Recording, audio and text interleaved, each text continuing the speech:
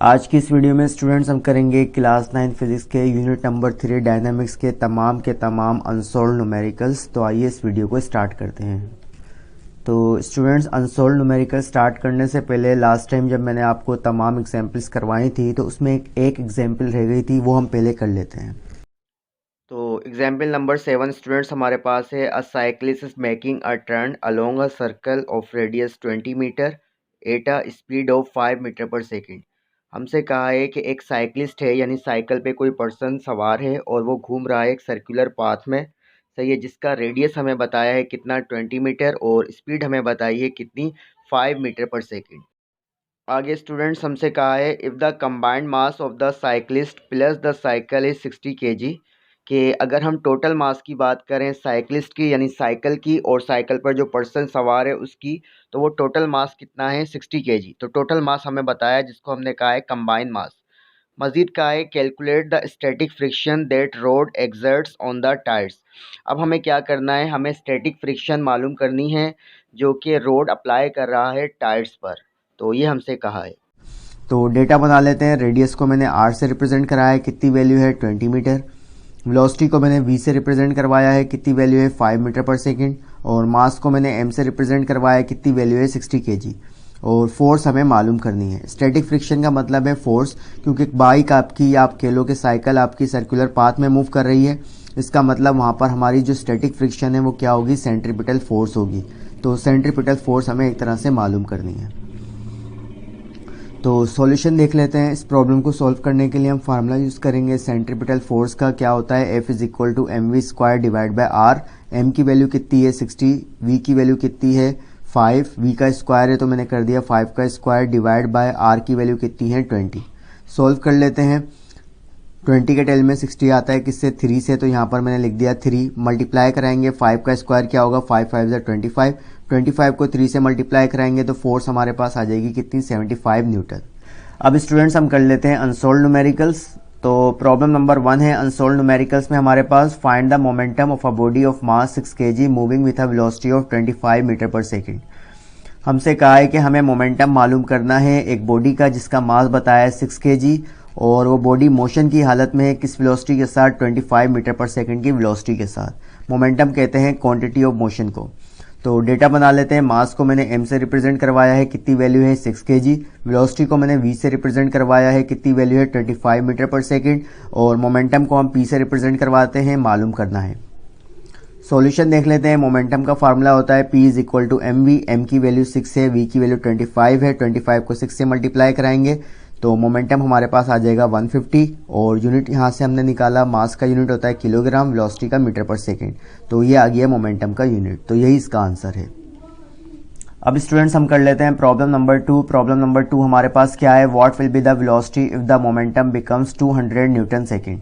हमसे कहा है कि वेलोसिटी मालूम करो किसी ऑब्जेक्ट की जिसका मोमेंटम यानी जिसमें क्वांटिटी ऑफ मोशन कितनी है, 200 न्यूटन सेकेंड। तो डेटा बना लेते हैं स्टूडेंट्स। यहाँ पर क्योंकि मास गिवन नहीं है तो मास मैंने कंसिडर कर लिया 1 kg है बाय डिफॉल्ट। मोमेंटम को मैंने p से रिप्रेजेंट कराया है, कितनी वैल्यू है 200 न्यूटन सेकेंड। तो मोमेंटम हमारे पास हो गया 200 न्यूटन सेकेंड। वेलोसिटी हमें मालूम करनी है।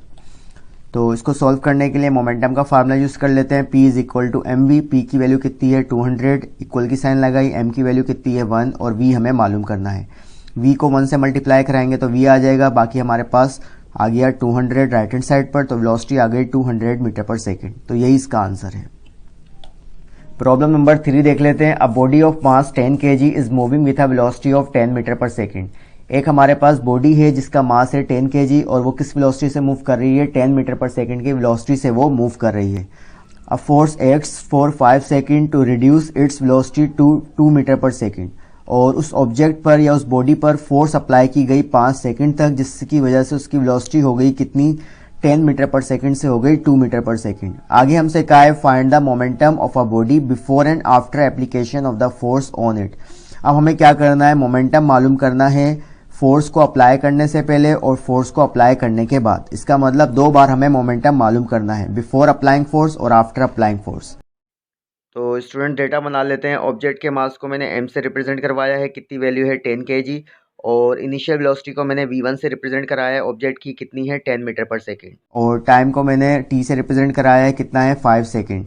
सही है, जब फोर्स अप्लाई की गई 5 सेकंड तक तो वेलोसिटी चेंज हो गई थी 10 मीटर पर सेकंड से 2 मीटर पर सेकंड। तो फाइनल वेलोसिटी को मैंने v2 से रिप्रेजेंट कराया है, कितनी वैल्यू है 2 मीटर पर second.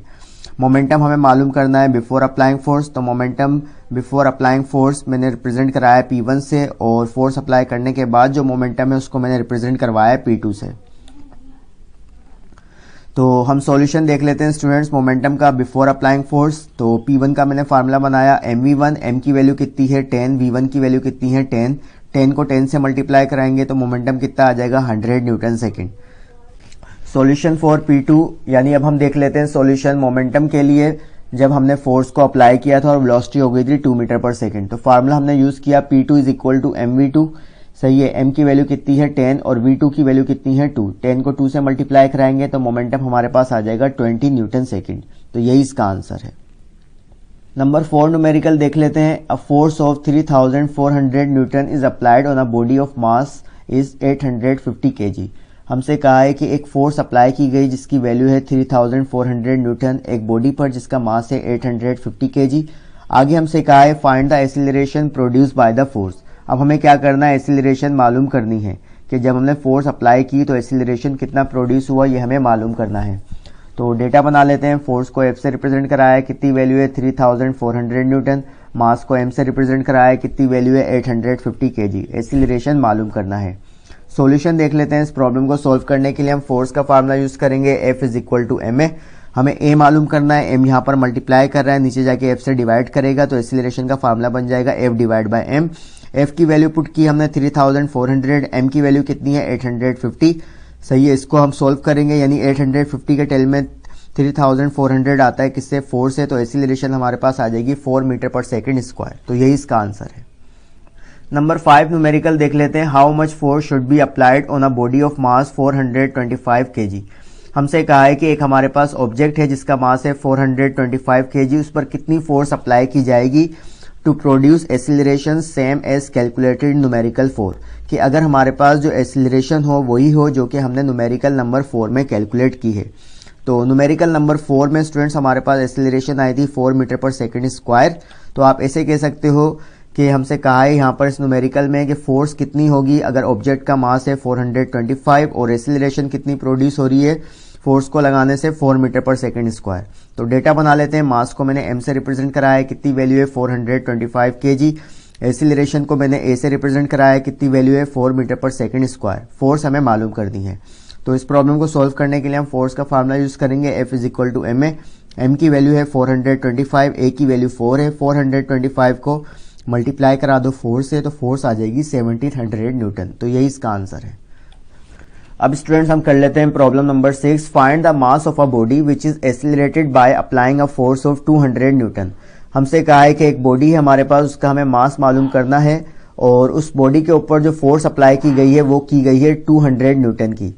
That speed ups it to 36 metre per second. और जब फोर्स अप्लाई की गई तो ऑब्जेक्ट की जो स्पीड है वो कितनी बढ़ी 36 मीटर पर सेकेंड। तो डेटा बना लेते हैं। फोर्स को मैंने F से रिप्रेजेंट कराया है, कितनी वैल्यू है 200 न्यूटन।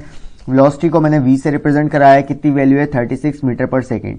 और टाइम को मैंने t से रिप्रेजेंट कराया है 1 सेकेंड। अब स्टूडेंट्स आप कहोगे इसमें टाइम तो था नहीं, अगर मैं आपसे कहूँ 36 मीटर पर सेकेंड तो 1 सेकेंड में कितनी वेलोसिटी है 36 मीटर पर सेकेंड। तो टाइम मैंने पर सेकेंड के लिहाज से यहाँ पर ले लिया 1 सेकेंड। मास हमें मालूम करना है। सॉल्यूशन देख लेते हैं। फोर्स का फार्मूला लगाएंगे इस प्रॉब्लम को सोल्व करने के लिए। तो मैंने फोर्स का फार्मूला लिखा F is equal to ma। और आपको ये बात पता है कि एक्सीलरेशन बराबर होता है वेलोसिटी अपॉन टाइम के, तो एक ही जगह मैंने पुट कर दिया v अपॉन t, सही है। हमें क्योंकि m मालूम करना है तो m के लिहाज से फार्मूला बना लेते हैं। t यहाँ डिवाइड कर रहा है, यहाँ के f से मल्टीप्लाई होगा तो ft बराबर हो जाएगा mv के।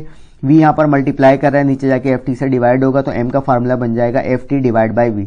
f की वैल्यू पुट की हमने 200, t की वैल्यू हमने पुट की 1, डिवाइड की साइन लगाई और v की वैल्यू हमने पुट की 36। 200 को 1 से मल्टीप्लाई कराओगे तो 200 ही आएगा, 200 को 36 से डिवाइड करोगे तो मास आ जाएगा 5.5 kg। तो यही इसका आंसर है। अब स्टूडेंट्स हम देख लेते हैं problem number 7। What should be the acceleration of the same body if the applied force changes to 280 newton. हमसे कहा है कि एक्सीलरेशन क्या होगी सेम बॉडी की, यानी जो प्रॉब्लम नंबर 6 के अंदर हमारा जो डेटा गिवन था उसी को हमें यूज करके हमें एक्सीलरेशन की वैल्यू मालूम करनी है। सही है, या आप ऐसा कह लो कि मास की वैल्यू जो हमने कैलकुलेट की थी यहाँ पर प्रॉब्लम नंबर 6 में 5.5 kg, ये हम यूज करेंगे मास की वैल्यू। तो what should be the acceleration of the same body if the applied force changes to 280 newton. यहाँ पर हमारे पास फोर्स कितनी थी 200 न्यूटन। जब हमने 200 न्यूटन फोर्स अप्लाई की थी तो मास था हमारे पास 5.5 kg। तो अब हमसे कहा है कि अगर हम फोर्स को कर दें 280 न्यूटन और मास हो हमारा 5.5 kg तो एक्सीलरेशन क्या होगी। तो स्टूडेंट्स को सॉल्व करने के लिए हम क्या करेंगे, फोर्स का फार्मूला यूज करेंगे। तो सबसे पहले मैंने यहाँ पर डेटा बनाया है, फोर्स को मैंने F से रिप्रेजेंट कराया है, कितनी वैल्यू है 280 न्यूटन। मास को M से रिप्रेजेंट कराया है, कितनी वैल्यू है 5.5 kg और एक्सीलरेशन हमें मालूम करना है। तो इस प्रॉब्लम को सॉल्व करने के लिए हम फोर्स का फार्मूला यूज करेंगे, F is equal to M में हमें A मालूम करना है, M यहाँ मल्टीप्लाई कर रहा है, नीचे जाके F से डिवाइड करेगा तो A का फार्मूला बन जाएगा F divide by M। F की वैल्यू क्या है 280, M की वैल्यू क्या है 5.5। 280 को जब हम डिवाइड करेंगे 5.5 से तो एक्सीलरेशन हमारे पास आ जाएगा 50.9 मीटर पर सेकेंड स्क्वायर। तो यही इसका आंसर है। अब स्टूडेंट्स हम कर लेते हैं problem number 8। An empty car has 1200 kg मास। हमसे कहा है कि एक हमारे पास खाली कार है जिसका मास है 1200 kg। Its engine can produce acceleration of 4 metre per second square. और उस वक्त जब उसका मास 1200 kg है, उस कार का इंजन कितनी एक्सीलरेशन प्रोड्यूस कर रहा है 4 मीटर पर सेकेंड स्क्वायर।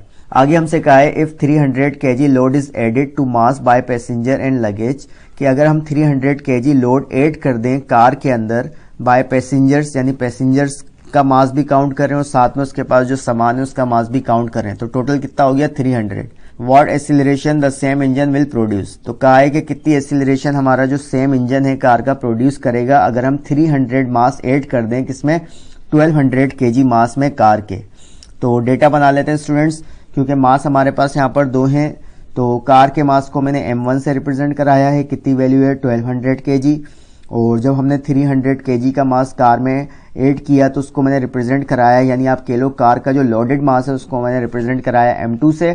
कितनी वैल्यू है 1200 प्लस 300, 1200 में हम 300 ऐड करेंगे तो हमारे पास M2 की वैल्यू आ जाएगी कितनी 1500 kg।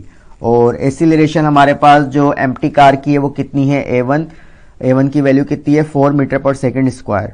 और हमें लोडेड कार की एक्सीलरेशन मालूम करनी है, यानी A2 की वैल्यू हमें मालूम करनी है। तो स्टूडेंट्स हम इसका सॉल्यूशन देख लेते हैं। इस प्रॉब्लम को सॉल्व करने के लिए मैंने फार्मूला बनाया F2 is equal to M2A2। सही है, M2 यहाँ मल्टीप्लाई कर रहा है, नीचे जाके F2 से डिवाइड करेगा तो A2 का फार्मूला बन जाएगा F2 डिवाइड बाय M2। अब स्टूडेंट्स अगर मैं आपसे पूछूं कि चाहे हमारी कार खाली हो या लोडेड हो तो जो ड्राइवर ब्रेक के ऊपर फोर्स अप्लाई करेगा वो सेम ही होगी। तो लिहाजा मैंने क्या लिखा है यहाँ पर F1 मेरा बराबर है F2 के। F1 मेरी आप कह सकते हो कि ये हमारी F1 जो फोर्स है वो है हमारी खाली कार की, जब उसके अंदर कोई पैसेंजर वगैरह नहीं बैठा था। और F2 हमारी बेसिकली क्या है, फोर्स है जो कि ड्राइवर आप कह लो ब्रेक पर अप्लाई कर रहा है जब हमने 300 kg का मास पैसेंजर और लगेज के जरिए जो कि ऐड किया था कार के मास में। तो सबसे पहले हम निकाल लेते हैं F1 की वैल्यू। F1 निकालने के लिए मैंने फार्मूला बनाया F1 is equal to M1A M1A1। M1 की वैल्यू कितनी है 1200, A1 की वैल्यू कितनी है 4। तो 1200 को 4 से मैं मल्टीप्लाई करूंगा तो F1 की वैल्यू आ जाएगी 4800 न्यूटन। क्योंकि मैंने F1 बराबर लिया है F2 के तो F2 की वैल्यू भी क्या होगी 4800 न्यूटन होगी, कि चाहे कार हमारी खाली हो या लोडेड हो। सही है, तो ड्राइवर जो ब्रेक पर फोर्स लगाएगा वो सेम ही लगाएगा। अब हम क्या करते हैं, इस F2 की वैल्यू को और M2 की वैल्यू को पुट कर देते हैं इक्वेशन 1 में। तो सबसे पहले मैंने इक्वेशन 1 लिखी F2 divide by M2। F2 की वैल्यू कितनी है 4800, M2 की वैल्यू कितनी है 1500। सही है, 4800 को जब आप डिवाइड कराओगे 1500 से तो एक्सीलरेशन आपके पास आ जाएगी कितनी 3.2 मीटर पर सेकेंड स्क्वायर। तो यही इसका आंसर है। अब स्टूडेंट्स हम कर लेते हैं problem number 9। The mass of an object is 60 kg। हमसे कहा है कि एक ऑब्जेक्ट है जिसका मास है 60 kg। Find its weight on earth moon Mars. और हमसे कहा है कि उस ऑब्जेक्ट का जिसका मास 60 kg है उसका वेट हमें मालूम करना है अर्थ पर, मून पर और मार्स पर। Assume the acceleration due to gravity. और हमें एक्सीलरेशन ड्यू टू ग्रेविटी यानी जी की वैल्यू बताइए अर्थ पर कितनी 9.8 metre per second square, moon पर बताइए 1.6 मीटर पर सेकेंड स्क्वायर और मार्स पर बताइए 3.7 मीटर पर सेकेंड स्क्वायर। तो डेटा बना लेते हैं। मास को मैंने m से रिप्रेजेंट कराया है, कितनी वैल्यू है 60 kg। अर्थ पर जो ग्रेविटी की वैल्यू है उसको मैंने G1 से रिप्रेजेंट कराया है, कितनी वैल्यू है 9.8 मीटर पर सेकंड स्क्वायर। मून पर जो ग्रेविटी की वैल्यू है उसको मैंने G2 से रिप्रेजेंट कराया है, कितनी वैल्यू है 1.6 मीटर पर सेकंड स्क्वायर। और मार्स पर जो ग्रेविटी की वैल्यू है उसको मैंने G3 से रिप्रेजेंट कराया है, कितनी वैल्यू है 3.7 मीटर पर सेकंड स्क्वायर।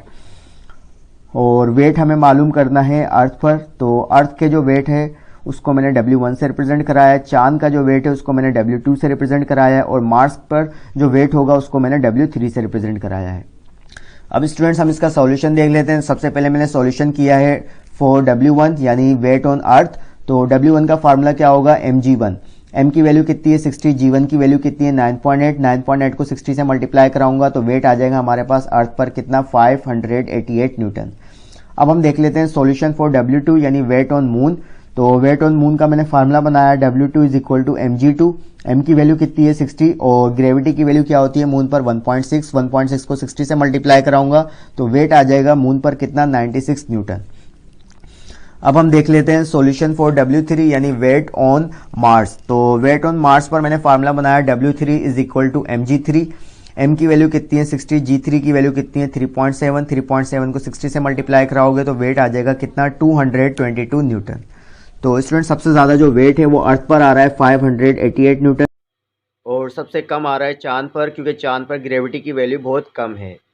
अब स्टूडेंट्स हम देख लेते हैं problem number 10। A car is running on a circular path, ये पार्ट नहीं है ये पाथ होगा, of highway having about 1000 metre radius. हमसे कहा है कि एक कार है एक सर्कुलर पाथ में मूव कर रही है जिसका हमें रेडियस बताया सर्कुलर पाथ का कितना 1000 मीटर। आगे हमसे कहा है the mass of car is 600 kg, car का मास 600 kg है and its velocity is 72 kilometre per hour और उसकी वेलोसिटी है 72 किलोमीटर पर आवर। हमसे कहा है कि सेंट्रीपिटल फोर्स मालूम करो और सेंट्रीपिटल एक्सीलरेशन मालूम करो। डेटा बना लेते हैं। रेडियस को मैंने r से रिप्रेजेंट कराया है, कितनी वैल्यू है 1000 मीटर। मास को मैंने m से रिप्रेजेंट कराया है, कितनी वैल्यू है 600 kg। वेलोसिटी को v से रिप्रेजेंट कराया है, कितनी वैल्यू है 72 kilometre per hour. Kilometre per hour को मीटर पर सेकंड में लाने के लिए क्या करेंगे 72 को मैंने मल्टीप्लाई करा दिया, k की वैल्यू क्या होती है 1000, डिवाइड की साइन लगाई।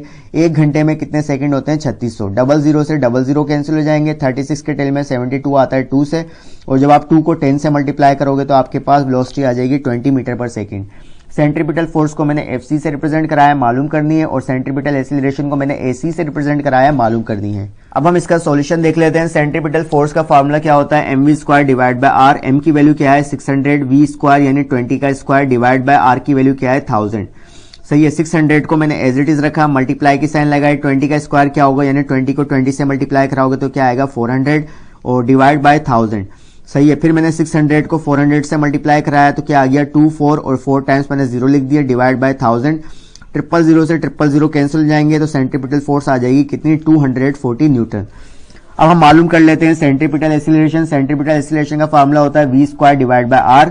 v की वैल्यू क्या है 20 यानी 20 का स्क्वायर डिवाइड बाय 1000। 20 का स्क्वायर क्या होगा 400 को मैंने डिवाइड किया 1000 से।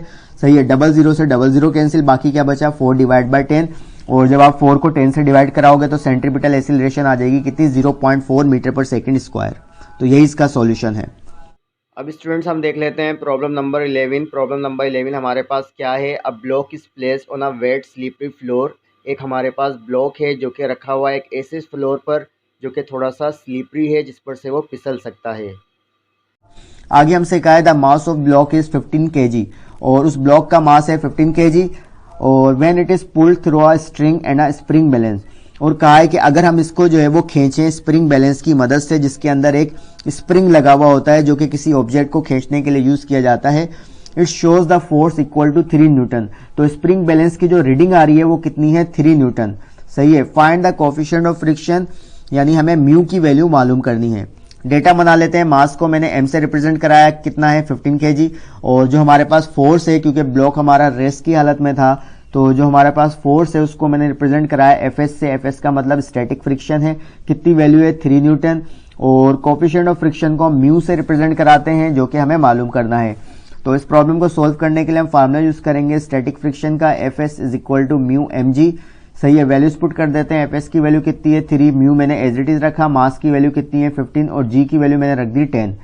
सही है, 15 को मैंने 10 से मल्टीप्लाई कराया तो क्या आएगा 150, और म्यू मालूम करना है एज इट इज लिख दिया, और 3 इज इक्वल टू भी मैंने एज इट इज लिख दिया। 150 मेरा यहाँ पर मल्टीप्लाई कर रहा है, नीचे आके डिवाइड करेगा तो म्यू की वैल्यू जाएगी 3 डिवाइड बाई 150। 3 को जब आप डिवाइड कराओगे 150 से तो म्यू आ जाएगा आपके पास 0.02 और म्यू का कोई यूनिट नहीं होता। तो स्टूडेंट्स यहाँ पर हमारे जितने भी न्यूमेरिकल्स थे यूनिट नंबर 3 के कंप्लीट हो गए। आज के लिए इतना ही, फिर मिलेंगे। अल्लाह हाफिज।